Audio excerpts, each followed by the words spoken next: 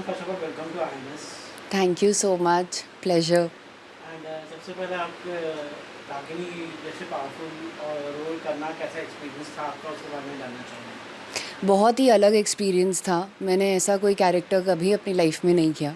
मैं अपने आप को बहुत लकी समझती हूँ कि मुझे डिफरेंट कैरेक्टर्स करने को मिल रहे हैं, स्पेशली एक ऐसा कैरेक्टर डाकिनी जैसा, जो कि सिर्फ एक घोस्ट का कैरेक्टर नहीं है। उसमें बहुत सारे इमोशंस हैं, बहुत लेड है ये कैरेक्टर, क्योंकि ये एक ऐसी औरत है जिसके अंदर, जो एक सिंपल औरत भी रही है, जिसके पास मैजिक के बहुत सारे पावर्स है, बहुत अच्छी डांसर है, और जिसको प्यार करती है वो पूरे दिल से करती है, और उसने जिसको सबसे ज़्यादा प्यार किया उसी से उसे धोखा मिला है, इतनी सफरिंग्स मिली हैं, और फिर भी एक होप है जो उसको ड्राइव कर रही है इवन आफ्टर शी डाइज़, कि वो अपने प्यार से रीयूनाइट कर ले।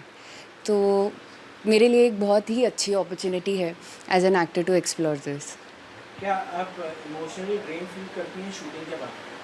इमोशनली कभी कभी इमोशनली ओवरवेल्म्ड फील करते हैं, क्योंकि ये देखिए, जब हम प्रिपरेशन करते हैं ना, हम जब सब बैठते हैं साथ में, क्रिएटिव्स, डायरेक्टर्स, तो इस कैरेक्टर की जो प्रिपरेशन है, टू फील कि एक इंसान जिसको आपने सबसे ज़्यादा प्यार किया हो वहीं आपको धोखा दे, और फिर जितनी भी उसकी सफरिंग्स हैं, अभी तो मैं आपको शो देखना पड़ेगा जानने के लिए कि क्या क्या गो थ्रू किया है इसने, जिसकी वजह से आज उसकी सोल को अभी भी अब भटक रही है, और वो चाहती है कि उसका पर्पस फुलफ़िल हो जाए।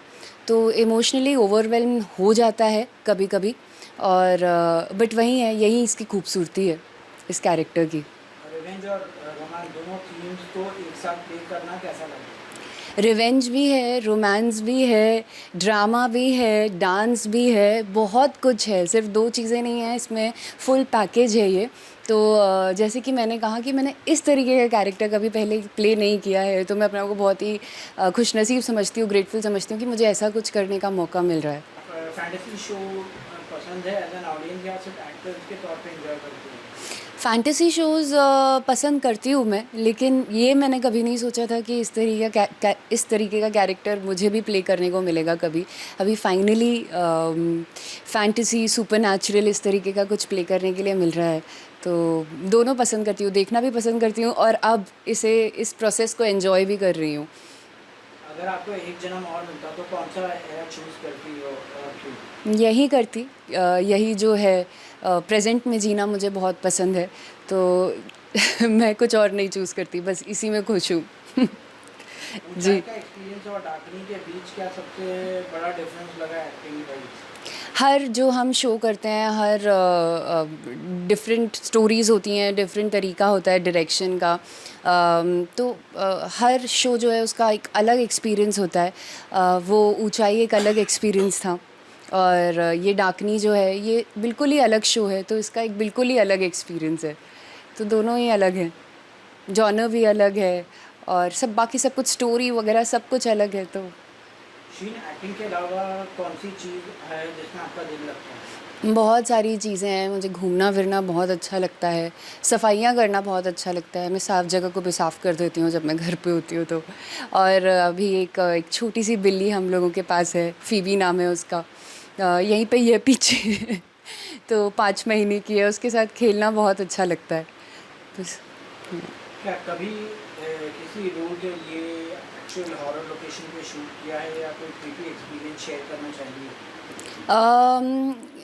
किसी रोल के लिए हॉरर, देखिए, हम लोग ऐसे लोकेशंस पे तो गए हैं, जैसे हम कोलकाता गए थे शूट करने के लिए, तो राजबाड़ी, ऐसी अबैंडन हवेलियाँ होती हैं, तो वो अपने आप ही आपको ऐसी वाइब दे देती हैं कि कुछ नहीं भी होता है तो आपको थोड़ा सा डर लग जाता है।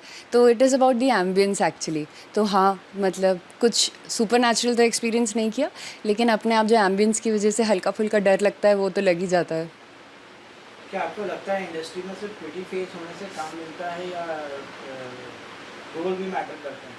सब कुछ होता है, मतलब डिपेंड करता है कि एक राइटर, एक डायरेक्टर किस तरीके का कैरेक्टर देख रहा है। जब ऑडिशंस होते हैं सबसे पहले यही देखा जाता है कि क्या आप जैसे जैसे उस राइटर ने या डायरेक्टर ने सोचा है, क्या आप उस तरीके के दिख रहे हैं, एक्ट कर पा रहे हैं। सिर्फ एक क्राइटेरिया नहीं होता, बहुत सारे क्राइटेरियाज होते हैं कास्टिंग होने के। अ,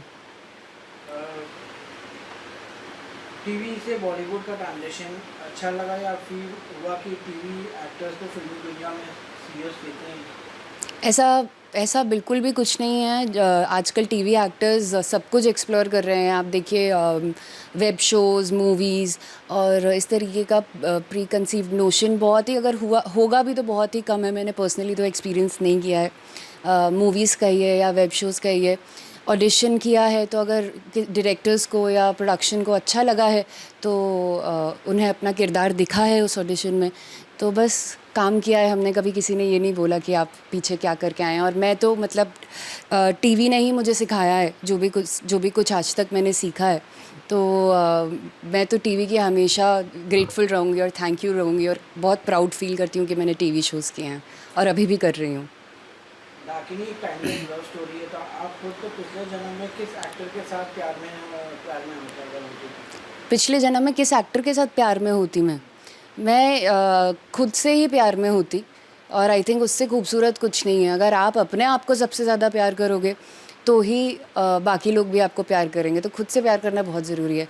तो उस एक्टर का नाम होता है शीन दास, जिससे मैं सबसे ज़्यादा प्यार करती हूँ। कभी लगा कि किसी भी रोल के लिए आपको अनफेयरली रिजेक्ट किया गया है या सिर्फ क्योंकि आप टीवी से हो? नहीं, ऐसा बिल्कुल भी नहीं। जैसे मैंने आपको बोला कि मेरे साथ फ़ॉर्च्युनेटली ऐसा कभी कुछ नहीं हुआ कि किसी ने मुझे जज किया हो कि मैं टीवी से हूँ। जैसे मैंने आपको बोला, मैं बहुत प्राउड हूँ इस चीज़ की कि मैंने टीवी किया है। और एज़ एन एक्टर ना, आप टीवी में भी उतना ही दिल लगा के काम करते हो जितना आप किसी और मीडियम में करोगे। और अगर कोई ऐसा कुछ बोलता भी है तो वो उनका परसेप्शन है, जो कि मुझे नहीं लगता कि सही है। और आजकल तो बिल्कुल ही नहीं हो रहा है ऐसा, मुझे नहीं लगता। मेरे एक्सपीरियंस में I have had a good experience in every platform that I have worked for. अगर एक डाकिनी रियल लाइफ में होती तो आपको किससे बचना पड़ता सबसे ज़्यादा? डाकनी से ही बचना पड़ता ना, है ना। मतलब एक्चुअली बचना भी नहीं पड़ता, शायद मैं उसको हेल्प ही करती। उसको बिठा के बोलती कि तुम्हें क्या चाहिए, तुम्हें तुम्हारी जो फुलफिल्ड जो भी विश है वो बताइए। हो सकता है मैं उसे हग ही कर देती और बोलती कि चलिए साथ में जो आपको चाहिए, आपकी आत्मा को शांति मिल जाए, उसके लिए उसकी विश फुलफिल करवा देती। बॉलीवुड में नेपोटिज्म के बाद बात होती रहती है। आपका एक्सपीरियंस कैसा रहा ऑडिशन और ऑफर्स के? नेपोटिज्म की बात होती रहती है। देखिए कहीं ना कहीं हर कोई चाहता है, मैं ऐसा नहीं बोल रही हूँ कि मैं सब कुछ बैलेंस्ड होना चाहिए। अभी कोई सबसे पहला प्रेफरेंस हर कोई अपने बच्चों को, अपने फैमिली को और अपने उनको देता है। लेकिन अनफेयर तब हो जाता है कि अगर कोई आपको समझ में आ रहा है कि इतना क्रिएटिव नहीं है या नहीं कर पा रहे हैं, तो उनको बार बार चांस मिलना, वो मुझे ऐसा लगता है कि गलत है। बाकी मतलब ऐसे पर्सनली भी मैं भी यही चाहूँगी कि सबसे पहले मेरे परिवार और मेरे फ्रेंड्स जो हैं वो लाइफ में अच्छा करें।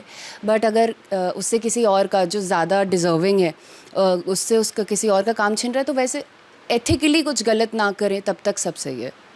सोशल मीडिया की बात की जाए तो सोशल मीडिया पे भी बहुत सारे एक्टर्स को ऐसा लगता है कि भाई हमें जो है उतना काम नहीं मिल पा रहा है क्योंकि इन्फ्लुएंसर्स आ जाते हैं, तो इन्फ्लुएंसर्स का फॉलोअर ज़्यादा रहता है, तो साथ में काम नहीं करें, क्या करेंगे उसके बारे में?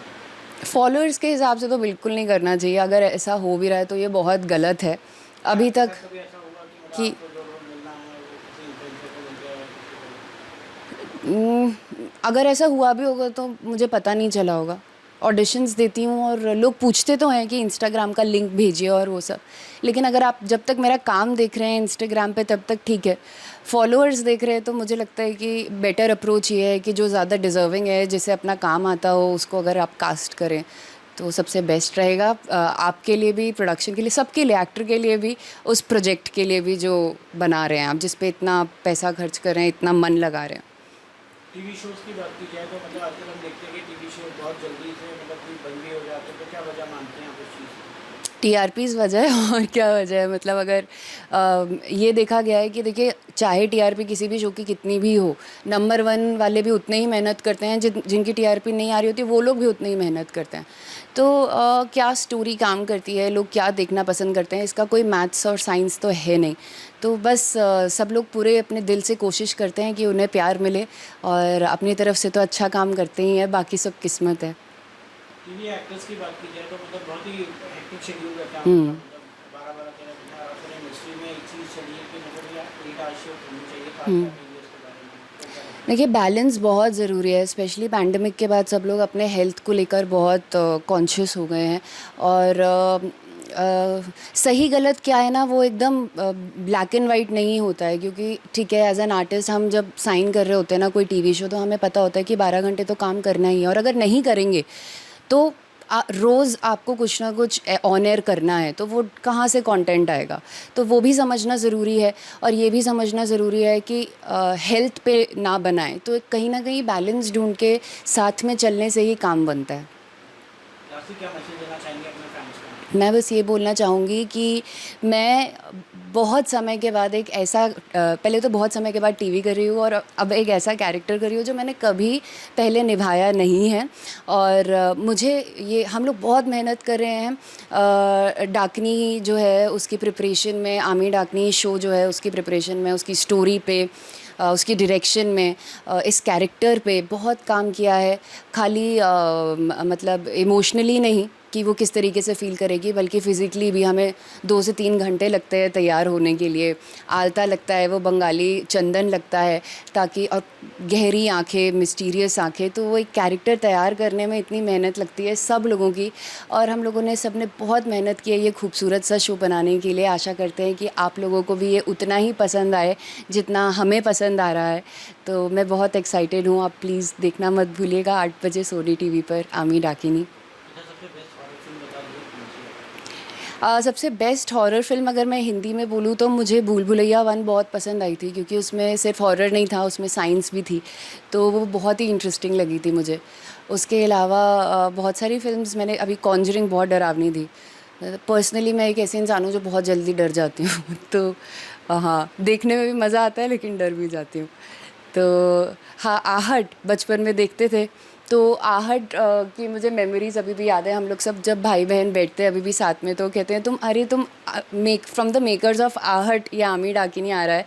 तो मैं उनको याद दिलाती हूँ हमारी बचपन की यादें, कि हम एक एपिसोड देखने के बाद वॉशरूम नहीं जाते थे, फ्रिज से पानी निकालने नहीं जाते थे। तो एक तरीके से एक बहुत ही अच्छी जर्नी लग रही है मुझे, from being an audience to somebody who is a part of this property of Sony. So I'm very excited about it. Thank you.